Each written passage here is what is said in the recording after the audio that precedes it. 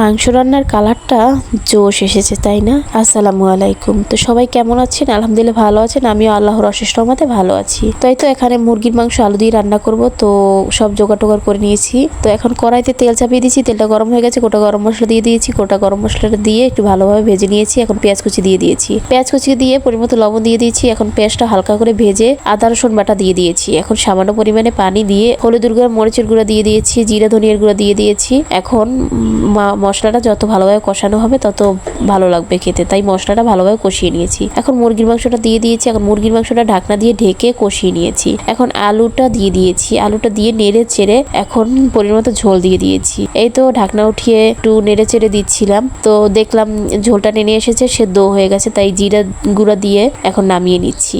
তো মাংসের কালারটা এত সুন্দর এসেছে যা বলার মতো না। তো দেখেই তো আপনারা বুঝতে পেরেছেন, তাই না? তো আজকের রান্নাটা আপনাদের কাছে কেমন লাগলো জানাবেন। সবাই ভালো থাকবেন। আল্লাহ হাফেজ।